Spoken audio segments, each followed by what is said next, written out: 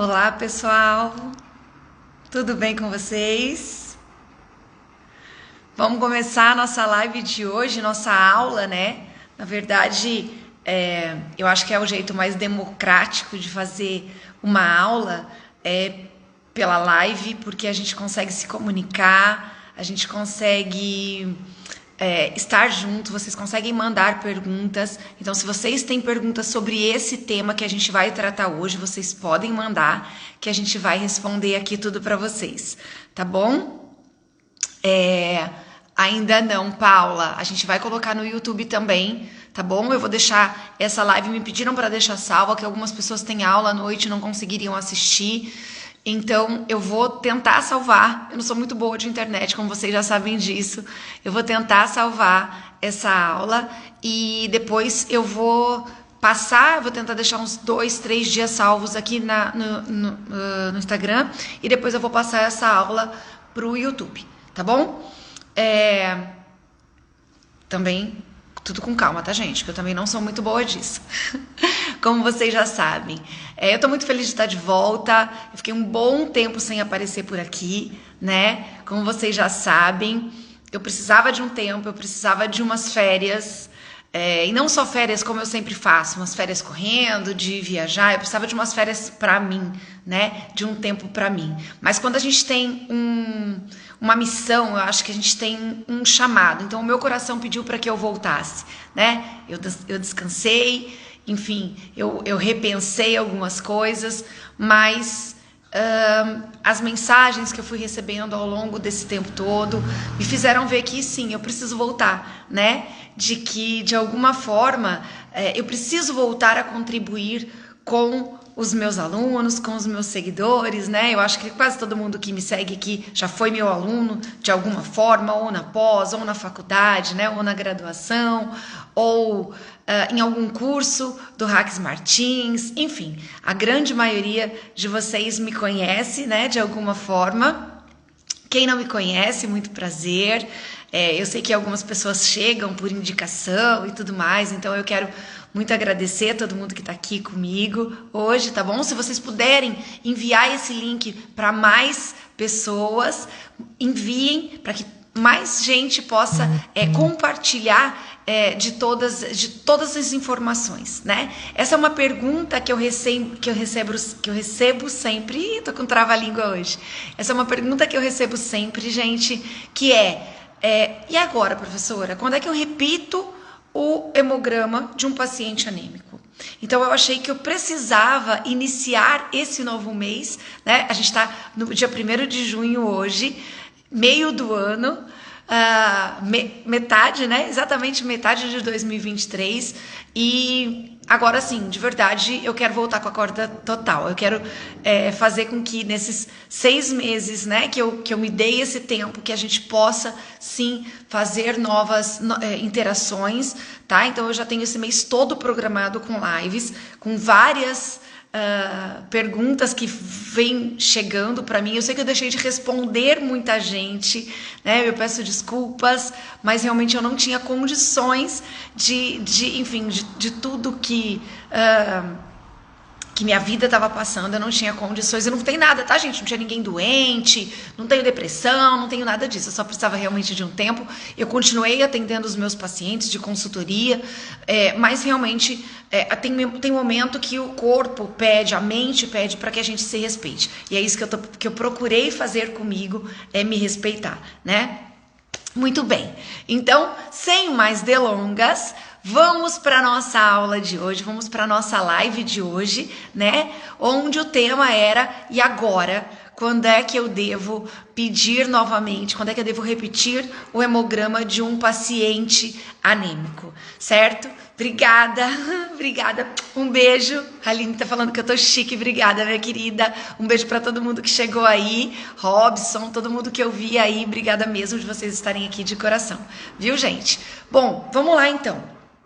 Olha só, tudo começou com um post. Eu fiz um post e veio uma ideia na minha cabeça, enfim, porque me fazem muito essa pergunta, né? E eu vejo muito dinheiro desperdiçado, dinheiro do tutor desperdiçado, dificuldade de coletar, uma série de coisas que a gente precisa corrigir, né? A gente sabe o quanto é difícil. Eu trabalho e eu, quando eu vou dar uma aula, muita gente diz assim pra mim: nossa, mas eu não consigo pedir um hemograma. Gente, não é questão de pedir um hemograma, é questão de quantos hemogramas eu vou precisar pedir. Então, por isso a gente precisa calcular muito bem qual é a hora certa de pedir esse exame, né? Qual é o momento certo.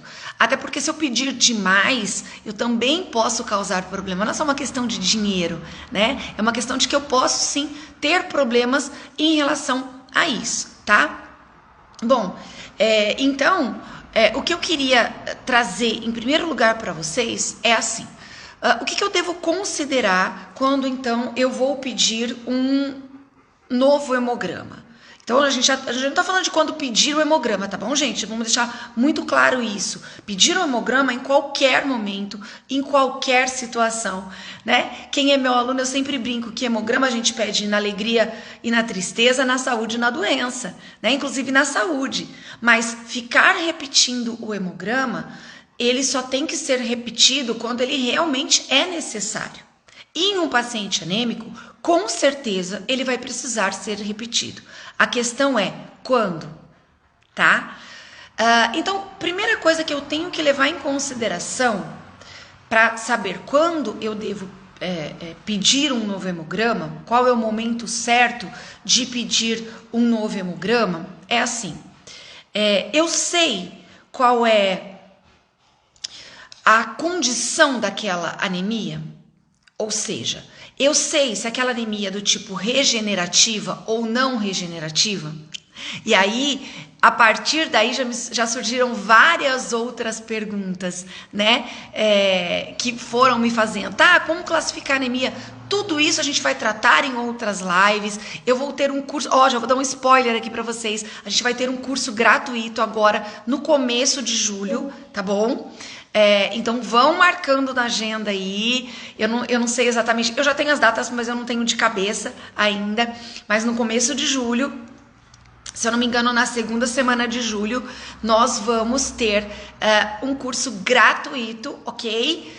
Para a gente tratar sobre classificação de anemia e tudo isso, tá bom? Mas nesse momento onde eu preciso repetir o hemograma, eu preciso saber: e aí, qual é a condição dessa anemia? Ela é regenerativa ou não regenerativa?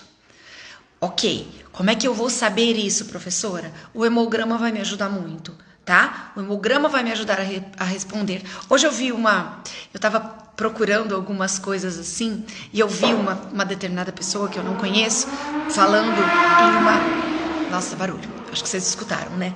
Falando em uma aula que essa pessoa estava dando, falando sobre... como é que ela classificava a anemia. Então, assim, que você olhava pelos índices hematimétricos, pelo VCM, pelo CHCM. Ok, isso está correto. Mas até a página 2. Por quê, gente? Porque eu devo classificar a anemia pelo VCM e pelo CHCM, mas a gente sabe que uma pequena porcentagem só vai ter alteração, porque eles são médias. Então, a gente vai precisar... Gente, eu tô adorando que vocês estão falando que eu tô chiquérrima. Obrigada, muito obrigada, viu, gente? Tô adorando. Alan, a Lu, obrigada mesmo. Então, gente, tô até me achando. Ai, meu Deus, olha, eu tô de cachos. Vocês estão vendo agora que eu só tô usando... Comprei um aparelho que faz cachos, então eu só tô fazendo cachos hoje em dia. Então, pessoal, olha lá, vamos voltar ao que interessa, né? Então, olha só. Quando eu olho para um hemograma, o hemograma propriamente dito, não é só isso que vai falar comigo, né? Como a Luciana escreveu aí pra gente, o hemograma conversa com a gente, realmente, o hemograma conversa com a gente. Para isso, ele tem que ser feito num bom laboratório, onde o laboratório libera pra gente o que ele tá vendo no microscópio. Se ele tá vendo anisocitose, se ele tá vendo anisocitose, por qual tipo de célula? São células normais e grandes ou células normais e pequenas? Ou pequenas e grandes? Porque a alteração, ela é muito importante. Então dizer anisocitose por quem? Por macrocitose? Por microcitose? Tudo isso vai fazer toda a diferença na nossa classificação, tá? Então o pessoal da patologia clínica, aí ó, que tá me assistindo, fica atento a isso. Como é que o seu... o clínico que está recebendo, né, o seu cliente que está recebendo aquele exame, como é que ele vai saber se é você que está vendo. Então, você precisa, com certeza, descrever para ele o máximo de informações possíveis, ok? Então, isso é extremamente importante. Agora, quando... e outras coisas, né, gente? Corpúsculo de Raul-Joly, se tem presença de células nucleadas, então, que muita gente coloca só como metarubrícito, a gente já falou muito sobre isso, né? Que o metarubrícito, ele é a última fase. Mas nós temos outras fases, então o jeito correto é que a gente coloque tem ali presença de células de hemácias nucleadas, porque a hemácia nucleada ela só deve estar onde? Lá na medula óssea, tá bom? Então é muito importante que a gente não coloque ou você descreve todas as fases que você está vendo, o que vai te dar um trabalho, na minha opinião, desnecessário, tá bom? Já que ele significa a mesma coisa, então isso é muito importante. Bom, agora... Eu acho que eu digo isso sempre aqui, né? Para ficar só para reforçar. Tem anemia, gente? Tem que pedir reticulócito, ok? É muito importante que a gente peça reticulócito, tá? Por quê? Aí vem uma questão importante também. Sempre me dizem, né? Mas a gente só pede reticulócito de quando o paciente está anêmico? Em teoria, sim.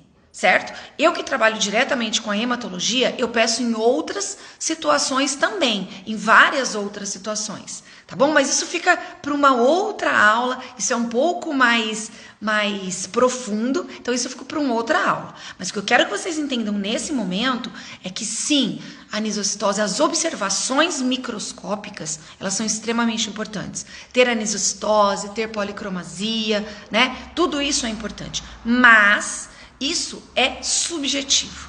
E o reticulócito, não. O reticulócito, ele é numérico. Então, ele classifica a anemia para mim em regenerativa ou arregenerativa. E ainda, se ela é fraca, se ela é nula, se ela é fraca, se ela é moderada ou se ela é intensa. Tá bom? Então, não deixem de pedir reticulócitos. Contagem de reticulócitos é extremamente importante. A questão do reticulócito também é outra coisa que a gente conseguiria fazer uma live só disso, tá bom? Eu tenho tantos assuntos, eu tô voltando hoje, então assim, eu tenho tantos assuntos para tratar, gente, de verdade, eu tô tão empolgada assim, porque eu acho que quando a gente para respirar um pouco, é muito bom, né? É muito bom. E talvez por algum tempo, dá vontade até da gente não voltar. Né? Você quer ficar ali no teu descanso, descansar a sua cabeça, mas a partir do momento que você descansou o suficiente, né, o coração vai começando a ficar inquieto, vai trazendo aquele chamado, né? Tá certo, Emi, é verdade, eu vou fazer. Manda pra mim, Emi, um direct com tudo que você tem vontade de saber. Tá? Porque tudo é muita coisa, né? Eu quero que vocês escrevam pra mim, participem, né? Me mandem direct, eu adoro, eu juro pra vocês. Eu adoro que vocês se comunicam comigo, porque eu consigo responder exatamente o que vocês querem, tá? Fica muito mais interessante. Eu adoro falar o que vocês querem ouvir. Isso é muito mais gostoso pra mim, né? Isso é muito mais gratificante, responder exatamente o que as pessoas querem saber, tá bom? Então essa questão do reticulócito também, ó, já anota aí, que é outra coisa que a gente vai precisar tratar, tá bom? Se ele é corrigido, se ele não é corrigido, vamos tentar colocar depois, né, alinhar entre clínicos e patologistas clínicos. Como é que você está liberando, se você é patologista clínico? Como é que você está recebendo aquele exame? Você sabe exatamente onde você deve olhar? Às vezes tem tantos índices ali que as pessoas ficam perdidas. Eu já escutei a pessoa dizer assim, professora, eu não peço reticulócito porque vem tanta coisa escrita que eu não sei nem o que eu devo considerar ali. Então, para eu não ficar mais perdida, eu nem peço. Entende? Olha só que complicado que é isso, né, gente? Então, são coisas muito importantes que a gente deve levar em consideração, tá bom? Então, número 1, né, eu tô anotando aqui para não esquecer, porque eu adoro falar e eu prometo que eu não vou passar muito tempo, porque, enfim, fica entediante, à noite tá todo mundo muito cansado, tá? Então, a primeira coisa, essa é a nossa anemia, ela é do tipo regenerativa ou arregenerativa. A outra coisa é qual é o mecanismo da formação dessa anemia. Essa anemia, ela é hemolítica? Se ela é uma anemia hemolítica, muito provavelmente eu vou precisar pedir repetir esse hemograma muito antes, do que se ela, por exemplo, é uma anemia uma anemia da inflamação, por exemplo, né? Que é não regenerativa. Entende? Então, faz toda a diferença. Porque na hemólise, em 12 horas, dependendo do grau de hemólise, e se essa hemólise é intravascular ou extravascular, também me pediram muito isso hoje, para eu diferenciar, para ajudar vocês a diferenciarem se é uma hemólise intravascular ou extravascular. A gente vai fazer uma aula também sobre isso aqui, tá bom? Mas é muito importante que a gente entenda qual é o mecanismo de formação. Porque quando eu classifico uma anemia em regenerativa ou arregenerativa, é para me aproximar da causa.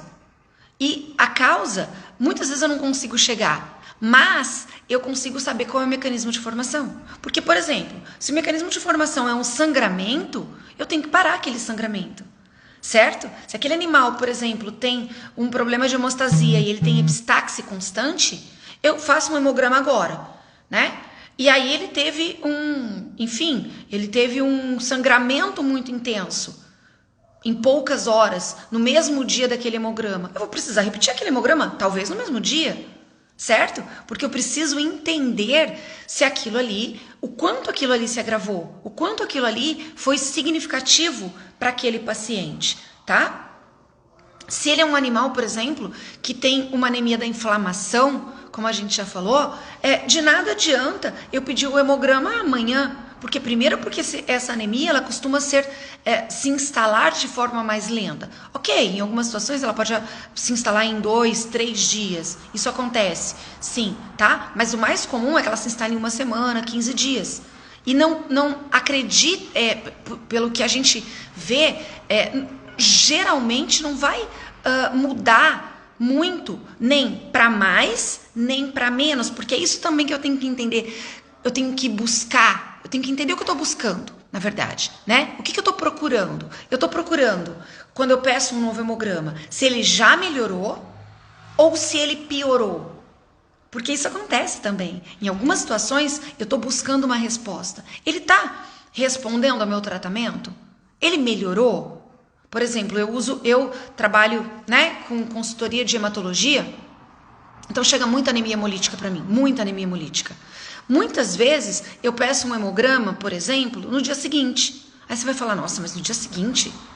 Poxa, não deu tempo de responder ainda. Ok, eu sei, né? Muitas vezes a gente precisa de 2, 3 dias para ter uma resposta efetiva, mas eu preciso entender se parou de quebrar.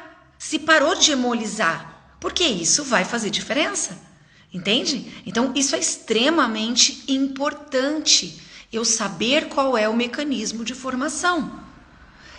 Muitas das anemias que aparecem, a Vanessinha está falando aí pra gente, só pensa nos pacientes Leish positivo, né? E quando a gente tem um paciente Leish positivo, por exemplo, isso é um outro tema que me pediram hoje. Hoje pediram muita coisa pra mim, gente. Hoje mesmo, né? O pessoal aqui de Foz do Iguaçu, que é onde eu estou morando, né, falou sobre isso. Estão pedindo muito uma palestra sobre Leish, tá? Ok, a Leish, eu tenho que entender o que é que a Leish está causando naquele animal. A Leish pode causar, por exemplo, uma anemia do tipo hemolítica. E aí eu vou ter que pedir muito antes esse hemograma, eu vou ter que repetir esse hemograma muito antes. Tá? Mas eu posso, por exemplo, pedir para esse paciente, esse paciente ele pode ter, que é o que acontece na maioria das vezes, uma anemia da inflamação ou uma anemia da doença crônica. E aí o quadro muda todo. Por quê? Porque é uma anemia não regenerativa. Então não adianta eu ficar pedindo, né? Porque qual é o problema disso também? Né? Eu vejo muito que pacientes internados, as pessoas costumam pedir hemogramas diários. Será que isso vai ajudar? Muitas vezes não. Só porque ele está ali disponível, a gente vai pedir novamente? Não é só uma questão de estar disponível. Não é só uma questão do tutor ter dinheiro para refazer aquele hemograma. É uma questão de, se eu não pedir na hora certa, eu posso causar naquele paciente também uma anemia iatrogênica. Ou seja, não, mas ele já está anêmico. Tá, mas eu posso piorar o quadro daquele paciente. Às vezes, o excesso de cuidado, né, faz com que a gente cause uma anemia iatrogênica. Nós temos pacientes muito pequenos, realmente, né? Chihuahua, ou mesmo eu vi a Anitta aí. A Anitta trabalha muito com felinos, né, Anitta? Então, em felinos mesmo, tem que ser muito mais bem pensado. Primeiro porque eles são pequenos, né? Depois que eles são mais difíceis da gente coletar. Então, a gente tem que tomar muito cuidado com isso, certo? Qual é o momento que eu peço, pensando também... Até o momento nós falamos de duas coisas então. Qual é o tipo de anemia que ele tem, regenerativa ou não regenerativa, e qual é o mecanismo de formação dessa anemia, tá? Se ele é um animal, por exemplo, que tem um sangramento crônico, de nada adianta eu pedir hoje, amanhã. Não. Primeiro eu tenho que descobrir a causa. Então aí vem uma outra questão, tá? Então deixa eu marcar aqui tudo que eu já falei com vocês, né? Porque senão eu acabo me perdendo. Então, essa é outra questão. No caso de uma anemia hemorrágica, por exemplo, ele continua perdendo? Então, qual é a expectativa do paciente continuar perdendo sangue? Porque aí vai fazer toda a diferença, certo? Eu preciso refazer esse hemograma de acordo com o que está acontecendo, né? Se ele tem pequenos sangramentos, ou sangramentos ocultos, por exemplo, como pelas fezes, como sangramento, por exemplo, pela urina, né? Será que isso está sendo suficiente para que esse animal se torne mais anêmico e eu possa repetir? Ou eu primeiro, ou não, isso não é suficiente, então primeiro eu tiro a causa, certo? E aí, por conta disso, eu repito esse hemograma conforme exista a necessidade com a causa. E aí vem uma outra coisa. Eu sei a causa? Eu descobri aquela causa? Porque, por exemplo, não adianta só eu tratar uma anemia hemolítica, né, sem eu descobrir a causa. Mas isso acontece? Muito, gente. Muito. Como eu disse para vocês, talvez, né, que eu trato muito de anemia hemolítica, talvez 90% dos meus pacientes tenham anemias hemolíticas, que são muito mais difíceis de manejar do que a gente imagina, tá? Isso é muito importante que a gente compreenda. A anemia hemolítica, ela é muito complexa. Não é uma receita de bolo, certo? Ah, não, então tá. Porque me perguntam isso. Ah, mas o que você usa? Depende do paciente, depende da situação, depende de se ele tem problema hepático associado, se ele não tem, depende de que momento está, depende em que, o que mais, né, já foi feito naquele paciente, tá? Então muita coisa eu tenho que levar em consideração. Não é simplesmente a gente usar corticoide ou associar um outro imunossupressor, entende? Porque eu posso, se eu brincar com isso, eu posso piorar muito a situação do meu paciente, tá? É um terror, Felipe, eu concordo com você. Tratar uma anemia hemolítica, realmente, e assim, se eu tenho um conselho de mãe para vocês, não brinquem, não esperem piorar para que vocês procurem um hematologista, entende? É a mesma coisa, não esperem o doente, alguém que tem uma lesão renal importante, virar um doente renal grau 3, por exemplo, para que vocês procurem um nefrologista, né? Não espera, não ter mais o que fazer com aquele paciente que precisa, ou ter dado 2, 3 anos de corticoide de uma doença de pele para procurar um dermatologista, entende? A gente hoje, graças a Deus, hoje na medicina veterinária, a gente tem especialidades, né? E essas especialidades, elas precisam sim ser valorizadas, tá? Então tomem muito cuidado ao tentar tratar uma anemia, porque a anemia ela pode se complicar e pode ser muito rápido, e com isso a gente perde o paciente, tá bom? Aí entram com uma transfusão, de repente numa hora errada, ou aquela transfusão desencadeia. Eu sempre digo isso, fazer uma transfusão na hora errada é a mesma coisa que você jogar álcool no fogo, entende? A chama, a labareda, ela fica enorme, então tomem muito cuidado com isso também. Então é isso, será que eu descobri a causa? E como eu disse, muitas vezes a gente vai tratando aquilo ali, vai manejando aquilo ali, mas realmente não acha a causa, tá? Então a gente tem que ter muito critério para saber, entende? Por isso que eu não tenho uma resposta para dar. Em algumas situações, eu já precisei pedir 2 vezes no mesmo dia o hemograma do meu paciente. Em algumas situações, eu esperei aquele hemograma,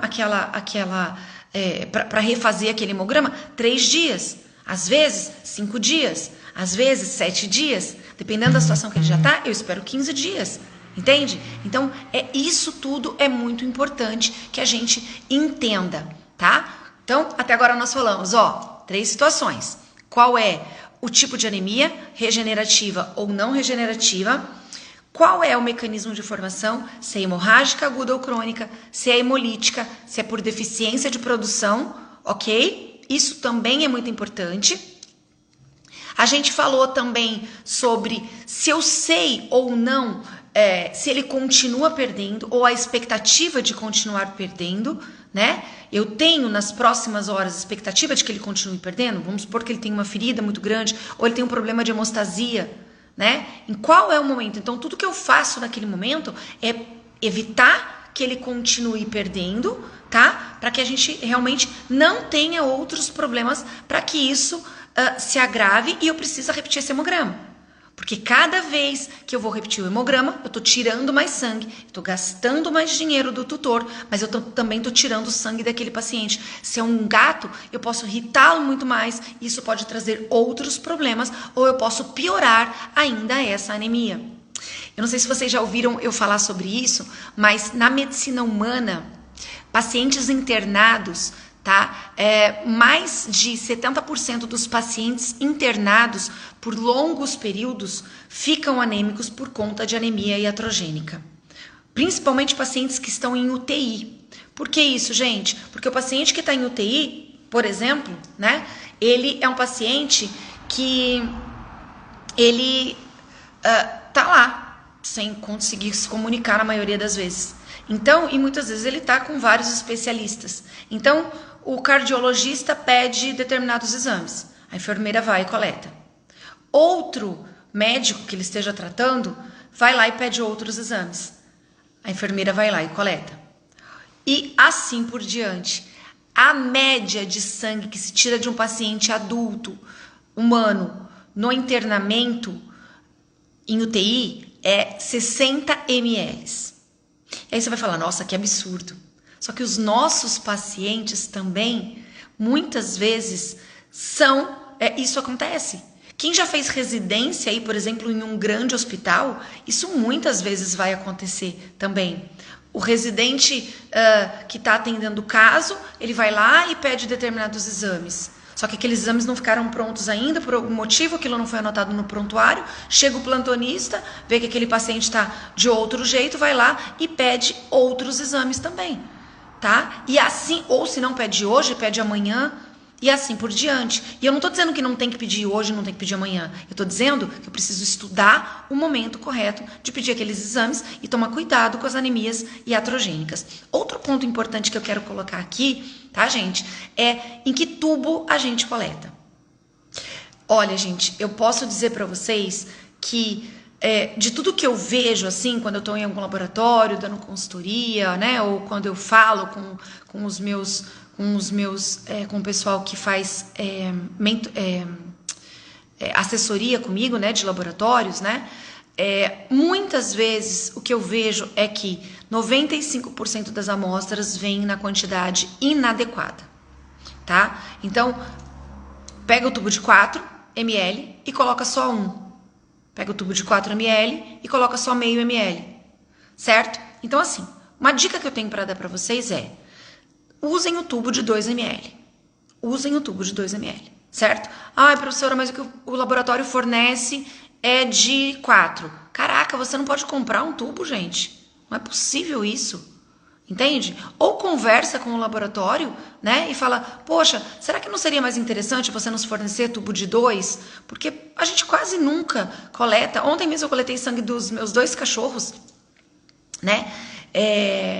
Eu tava fazendo um treinamento, um beijo pro pessoal aí, que eu tava fazendo um treinamento, a gente tava fazendo um treinamento muito intensivo e eu usei sangue dos meus cachorros só pra gente poder fazer, né, algumas como pacientes normais, porque na maioria dos laboratórios os pacientes não vão normais, e ainda assim, tanto pro cachorro meu que tem 8 quilos, quanto pro meu cachorro que tem 45 quilos, eu peguei tubo de 2. Né? Porque é a nossa tendência. Para que eu vou coletar 4 ml só para o hemograma do meu paciente, tá? se o tubo de meio serve, Vanessa, o tubo de meio serve sim, tá? Peraí, deixa eu ver o que a Amy tá falando. Só um lábio até hoje aqui manda voltar pela quantidade dessa forma. Peraí que eu já vou responder isso também. Olha só, esse tubo de meio ml, ele serve. Qual é o problema do tubo de meio ml? Para o laboratório, ele não é muito legal. Não porque a gente não consiga fazer com meio ml, gente. É porque se você não tiver muito cuidado na homogeneização, entende? Aquele tubo, ele vai dar problema, né? Porque a amostra, o aparelho e tudo mais, ele só aceita que tudo seja muito bem homogeneizado. Entende? E ele tem uma dificuldade maior. Agora, se você consegue, especialmente quando você vai lidar com cães pequenos ou com gatos, use tubo de meio ml sim, ok? Use tubo de meio ml sim. Agora, para a maioria dos pacientes, você pode usar tubo de 2, tá? Se fornecer. A Amy falou que apenas um laboratório pede, eu não sei de onde a Amy né? Mas que apenas um laboratório pede para voltar por conta da quantidade de sangue. Só que assim, Amy, eu vou ser bem sincera para você. Vamos pensar do ponto de vista, eu mandaria voltar, tá? Por isso que hoje eu não tenho mais laboratório. Entende? Porque se a gente pensar do ponto de vista do laboratório, que ele precisa trabalhar e que 95% das amostras vem com meio ml, vem com meio ml não, vem fora da proporção sangue anticoagulante, ele não vai trabalhar mais.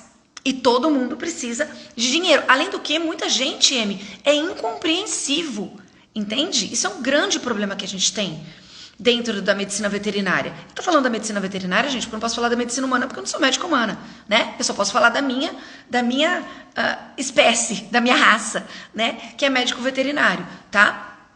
Então, muita gente, só que isso vai comprometer quantitativamente o exame, mas especialmente qualitativamente esse exame, tá? Então, eu concordo com esse laboratório que manda voltar, eu concordo com eles, parabéns para eles, ó, um beijo para quem for esse laboratório, mas eu entendo que outros laboratórios também não conseguem, porque, gente, eu já tive aluna que fez curso comigo e ela falou, professora, eu passei um nervoso hoje porque a amostra estava coagulada, eu pedi uma nova amostra, o veterinário falou que não ia coletar uma nova amostra e que queria aquela amostra de volta porque ele ia mandar em outro laboratório, porque outro laboratório fazia a amostra daquele jeito.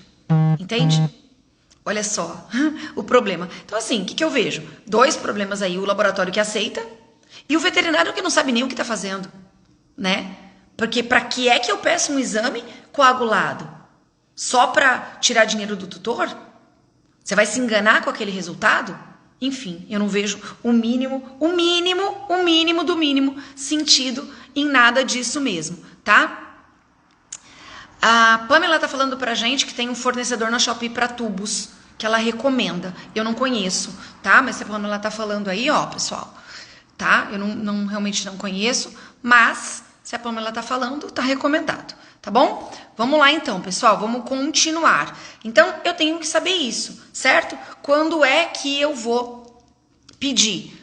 De novo, vamos recapitular? Que tipo de anemia? Regenerativa ou não regenerativa? Lembrem-se de pedir reticulócito, extremamente importante. Eu sei que muita gente tem dificuldade de lidar com reticulócitos aí, e nós vamos falar mais sobre isso, tá bom? Quanto antes eu prometo para vocês que a gente vai falar mais sobre isso. Ó, aproveita, gente, tem um aviãozinho aí, aproveita e manda essa live, tá? Para quem precisa escutar agora, fala para vir com a gente ao vivo ainda, tá bom? Para que a gente possa atingir mais pessoas que entendam justamente disso. Eu sei que essa é uma dúvida frequente, não tem uma aula de pós que eu vou dar que as pessoas não me perguntem isso. Então chama mais gente aí, tá bom? Eu não acredito que só essa quantidade de pessoas precisem dessa aula não, muito mais gente precisa, tá bom? Bom, então vamos lá, pessoal. Recapitulando, então, tipo de anemia, regenerativa ou não regenerativa, mecanismo de formação, se é hemolítica, se é hemorrágica, se é por deficiência de produção, deficiência de produção, mais uma vez, vou repetir, uma anemia da inflamação, um paciente que é um doente renal crônico, por exemplo, para que é que eu vou ficar tirando sangue dele seguido, né, para hemograma, tá bom, gente? Eu não tô falando de outros exames nesse momento, ok? Porque eu sei que aquele hemograma não tende a piorar muito rápido e também não, muito menos melhorar, né? Essa é uma questão bem importante, tá? A expectativa de continuar perdendo é um animal que está sangrando, né? Ele tem algum problema de hemostasia, ou ele é um animal que tem uma ferida muito grande, né? Ele continua, ou ele tem lesões gastrointestinais, está tendo muita diarreia, com sangue e tudo mais. Então, eu preciso avaliar isso também, tá? A questão da causa primária, que foi o que nós já falamos também, né? Eu sei a causa primária. Vamos supor, essa causa primária é um hemoparasita? É uma erliquiose? Tá, então tá. Essa erliquiose está causando, por exemplo, uma anemia hemolítica. Vamos lá. Tá, eu sei que isso é um pouco controverso, já houve um tempo onde alguns trabalhos aí foram liberados, dizendo que talvez não estava provado que a anemia, a erliquiose causasse uma anemia hemolítica, tá? Mas eu particularmente acho isso muito pouco provável. Esse trabalho também não é absoluto, né? Assim, não é uma verdade absoluta. Então eu vejo muitos. Quem tá aí na live, conta pra mim. Vocês costumam pegar anemias hemolíticas em pacientes que estão comprovadamente com erliquiose? Não aqueles que a gente suspeita, mas comprovadamente, que deu PCR positivo, por exemplo? Escreve aí pra mim, por favor. Vamos ver o que vocês acham disso, tá? Então, eu sei que tem um delayzinho aí, enquanto vocês vão escrevendo para mim, vamos falar sobre a questão da causa primária. Então, por exemplo, eu já entrei com o tratamento para erliquiose, eu estou controlando aquela hemólise, né? E aí, eu não preciso ficar pedindo um exame a cada 2 dias, não preciso ficar pedindo um exame todo dia. Mas muitas vezes a gente não acha a causa específica. Fizemos aquele painel de PCRs todos lá, de doenças anemiantes, e não achamos a causa. Quer dizer que ele não tem nenhuma hemoparasitose? Não, infelizmente não quer dizer. Depende do laboratório que você mandou também. Depende se é do sangue periférico. A Tati falou, não, erlíquia não. Explica melhor pra mim, Tati, por favor. O que você tá falando? A Tati falou isso pra mim. Com uma forte suspeita. Entendi. Então tá. Eu tô dizendo pra vocês pela minha experiência, assim, pelos meus casos, tá? Eu tenho inúmeros pacientes que são erlíquia positiva. A própria Fabiana que tava aí, né? Que é dona do Beto. O Beto, sim, teve erlíquia provado, né, em PCR, e ele teve uma anemia hemolítica impressionante. Tá? Impressionante. Se a gente não agisse a tempo, o Beto não estaria mais entre nós. Hoje, graças a Deus, deu tudo certo, tá bom? Bom, outra coisa importante então, né? Então, se eu achei a causa ou se eu não achei a causa, vai fazer diferença também para mim o quanto eu devo repetir esse hemograma. Agora, a gente falou sobre quando repetir, se a anemia é regenerativa ou não, mas tem uma coisa que a gente acaba não pensando, pessoal, que é a idade do nosso paciente. Vocês já pensaram nisso? Vocês já pensaram que se eu tenho um paciente filhote, ele tem aquela medula óssea, inclusive a medula óssea de todos os órgãos, completamente ativa, né? Porque na medula óssea, na verdade, existem 2 situações, onde a gente tem uma medula chamada de medula vermelha, que é aquela hematopoieticamente ativa, onde as células estão rapidamente sendo produzidas, tá? E nós temos a medula amarela. O que é a medula amarela? A medula amarela é uma substituição dessa medula vermelha por um tecido gorduroso e que não produz mais células, tá? A questão é, quando o paciente ele é filhote, ele precisa porque ele tem um crescimento constante. Então, ele precisa de que todos os ossos, né, todos os lugares, todos os ossos estejam hematopoieticamente ativos, certo? Quando a gente tem uma medula já amarela, ou seja, quando a gente já tem um paciente adulto, essa medula, alguns locais, especialmente as diáfises dos ossos, eles vão ficar mais eu vou até olhar aqui, eu vou parar, que tem escrito, eu vou ler já o que a Pamela escreveu aqui, que foi bastante coisa. Espera aí só um pouquinho. A gente tem a medula de alguns ossos, né? Alguns locais já amarela. Por quê? Porque ela não é mais hematopoieticamente ativa, porque não precisa produzir a mais, só precisa repor o que se perde todos os dias, certo? Isso é extremamente importante. Bom, só que quanto mais jovem o paciente mais ele tem capacidade de transformar essa medula amarela em medula vermelha. Ou seja, então ele consegue fazer com que esses pacientes eles possam responder de forma mais rápida, entende? De forma mais efetiva e muito mais agressiva mesmo, vamos dizer assim, tá bom? Agora, quando eu tenho um paciente, gente, isso é muito importante, que já é idoso, a resposta desse paciente, ela costuma ser muito mais lenta. Por quê? Porque essa medula amarela, então, além dele ter muito mais medula amarela em vários locais, né? Ele também, muita parte dessa medula amarela se torna o que a gente chama de medula cinza. E o que é a medula cinza? É quando fibrosou já essa medula amarela. Entende? Ou seja, já é um tecido fibrosado. Tecido fibrosado não é mais capaz de produzir nada. Então, a resposta desse paciente começa a ser muito mais lenta. Então, vamos aplicar isso ao nosso tema. Tá bom, professora? Então, quando é que eu repito? Eu tenho a mesma condição, tá? Então, é a mesma doença, o mesmo tipo de anemia em um paciente jovem e em um paciente idoso. Quando é que eu vou repetir esse exame? Depende da idade dele. No paciente jovem, eu vou repetir muito antes do que no paciente idoso. Por quê? Porque ele tem capacidade de responder muito mais rápido. Quanto tempo? Vamos falar de uma anemia não regenerativa, por exemplo, né? Se eu vou repetir, por exemplo, se é um caso de uma anemia da inflamação, eu consegui tirar a inflamação, porque o único tratamento da anemia da doença crônica é tirar a doença, né? Não tem muito o que a gente fazer nessa situação. Isso não quer dizer que não é para eu fazer nada, tá, gente? Quando eu digo não tem muito o que fazer, não quer dizer, não vou fazer mais nada. Não é isso, por favor. Não me entendam mal. É justamente que eu tenho que pensar que as pessoas ficam aplicando a eritropoetina, enfim, várias coisas aí que dão muito pano pra manga pra gente conversar também, mas que não vai ajudar a gente em muita coisa, certo? Bom, o que eu tenho que fazer é tirar a inflamação. Vamos supor, então, que eu tirei a inflamação. Certo?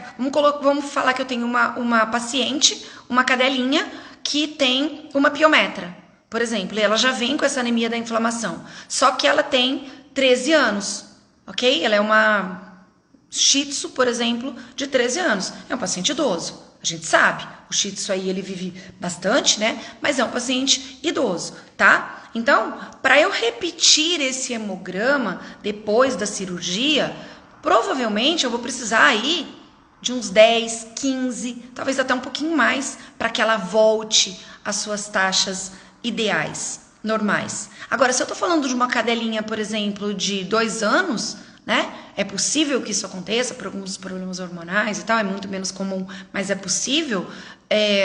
Eu posso ter uma resposta muito mais rápida. Ela não é filhote, ela é adulta já, mas ela é uma jovem adulta. Então, essa resposta, ela pode, em 7 dias, eu posso, de repente, ter um paciente já com uma resposta muito significativa.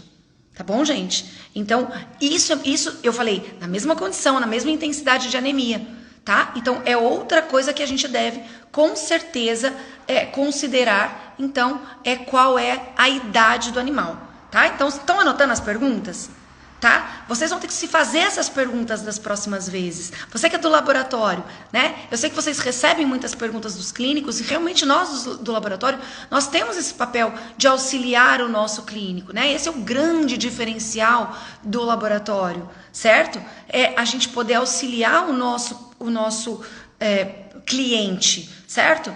Com o seu paciente. E muitas vezes a gente recebe essa pergunta e vocês têm várias perguntas para fazer.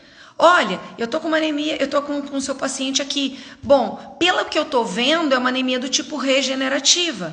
Mas vamos contar um reticulócito, né? Você já identificou? Esse animal está sangrando por algum lugar? Ou interno ou externamente? Não, então provavelmente o que está acontecendo com ele é uma anemia hemolítica, tá? Não esperem que o paciente com anemia hemolítica, gente, ele tenha icterícia, ele tenha urina cor de Coca-Cola, nada disso, porque nem sempre vai acontecer, tá? Deixa eu só ler uma resposta que tem aqui. A Pamela escreveu assim: é difícil desassociar da babesiose quando se confirma a erliquiose, mesmo em teste rápido, não é? Concordo, Pamela, concordo com você, tá? Penso que o vetor é o mesmo. São carrapatos diferentes, na verdade, né? Um é o Rhipcephalus, outro é o Boófilos, mas mesmo assim, quem tem um carrapato pode ter outro. Quando o paciente já vem positivo para erlíquia, tem anemia. Peraí, deixa eu ver aqui o que ela. Tem anemia hemolítica para. Tem anemia hemolítica P, não vi o resto. Opa. Quase que eu saio, sem querer, eu fui ler aqui a mensagem e quase que eu saio. Não, eu concordo com você. A babésia, ela pode dar um tipo de anemia hemolítica intravascular, né? Porque a babésia, ela tá dentro da própria hemácia, ela rompe essa hemácia, ou extravascular. Quando ela passa ali pelo baço, ela vai ser retirada pelo sistema monocítico fagocitário pelo controle de qualidade mesmo. O baço pensa, o que é isso aqui? Isso aqui não é daqui, vou retirar, tá? Mas muitas vezes que a gente tem a erlíquia, e assim, ó, eu já fui uma, Pamela, que eu dizia assim, ó, não tem muito como a gente confundir, tá? Isso é em áureos tempos, tá bom, gente? É muito lá atrás. Eu dizia muito assim, não tem como a gente confundir a anemia hemolítica, desculpa, anemia hemolítica não, a anemia por babésia e a anemia por erlíquia, porque elas são totalmente diferentes. A maior probabilidade que eu tenho de anemia na erlíquia é realmente por uma anemia da inflamação, tá? A maior probabilidade. Na babésia já é uma anemia hemolítica mesmo. Eu falei anemia hemolítica por inflamação? Não, falei anemia da inflamação. Desculpa se eu falei isso, eu acabei me perdendo um pouco. Anemia da inflamação ou anemia hemolítica, tá? Mas olha, várias vezes, mesmo com PCR, às vezes muito mais de um PCR, eu tenho uma veterinária que manda muitos casos para mim, a Marcinha, e em alguns dos pacientes que a gente faz, né, que a gente tem, muitas vezes a gente insiste nessa questão da babésia mesmo, tá? Pedindo, além do PCR, do sangue periférico, da medula, a gente ainda faz sorologia, porque o PCR é uma questão, também são momentos diferentes, né? Tem um momento que eu devo pedir uma coisa e tem um momento que eu devo pedir outra. Então, isso tudo é muito importante. Agora, ainda assim, eu não consegui não provar que a erlíquia não faça isso, entende? Eu não consegui, eu não tô dizendo que eu tô certa e nem que faz. Eu só não consegui provar na minha rotina mesmo, que não é a própria erlíquia que acaba fazendo isso, tá bom? Combino com os laboratórios, tem anemia, contar os reticulócitos. Ótimo, Simone, perfeito. Eu acho isso muito importante também, tá? Esse seria um jeito que eu gostaria também, né, que se eu tivesse laboratório hoje em dia, que as pessoas trabalhassem comigo. Ó, se tiver anemia aí, claro que a anemia também é uma questão, né, gente, muito particular, porque em algumas situações a gente nem sabe. Eu não posso, no laboratório, julgar o que é anemia de um paciente ou não. Eu posso ter um paciente, por exemplo, que eu considero anêmico, ele com 40 de hematócrito. Talvez sim. Por quê? Porque eu sempre faço o exame dele e ele dá 55, ele dá 54 de hematócrito.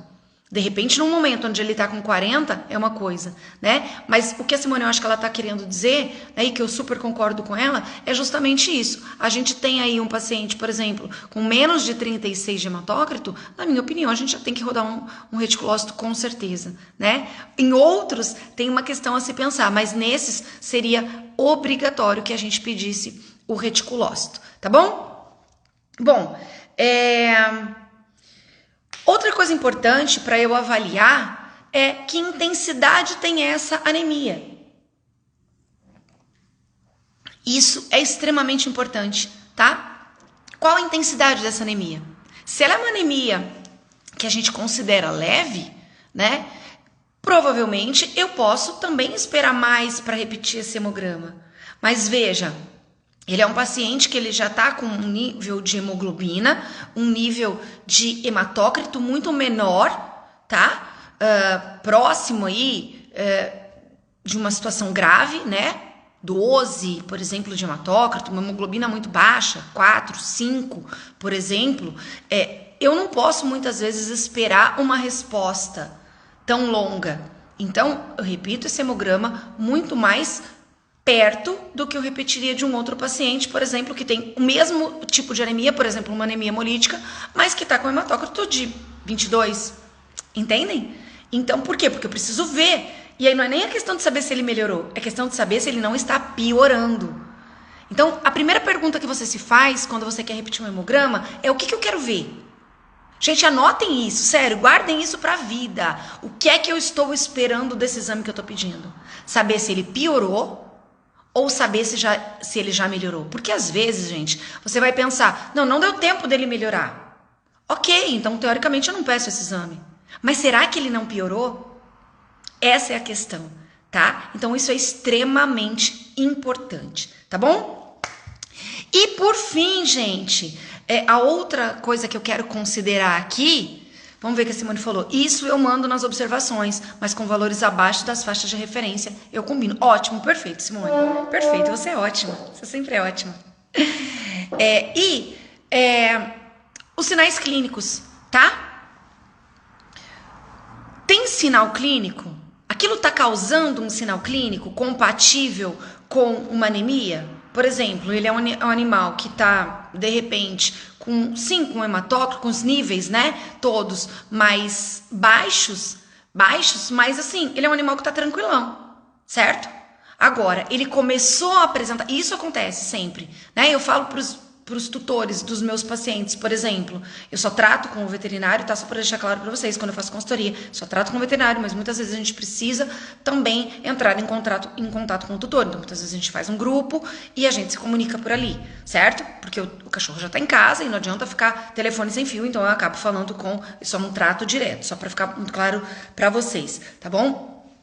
Então, gente, uma coisa muito importante é assim, o animal a gente vai se decidir, por exemplo, por uma transfusão, no caso, né?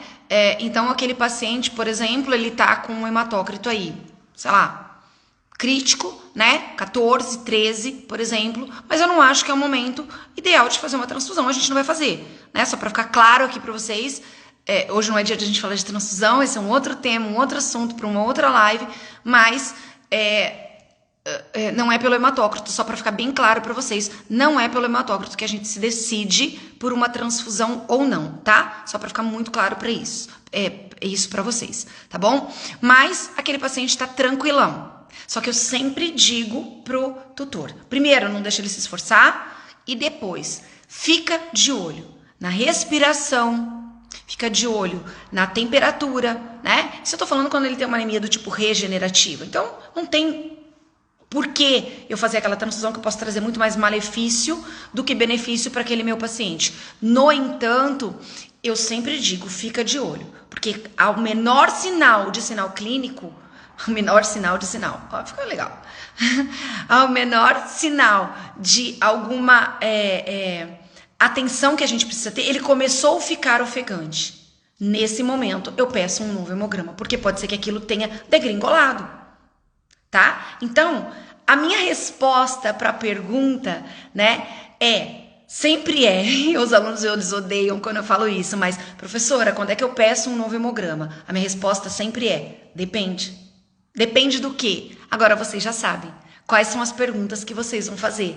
Depende do animal, idade, depende do tipo de anemia que ele tem, se é regenerativa, se é não regenerativa, depende se ele qual é o mecanismo de formação, se é hemorrágica, se é hemolítica, hemolítica aguda ou hemolítica crônica, se é por deficiência de produção, e a gente tem várias anemias envolvidas, as carenciais, entre elas a ferropriva, nós temos por exemplo, as anemias da inflamação, as anemias da doença renal crônica, enfim, várias delas.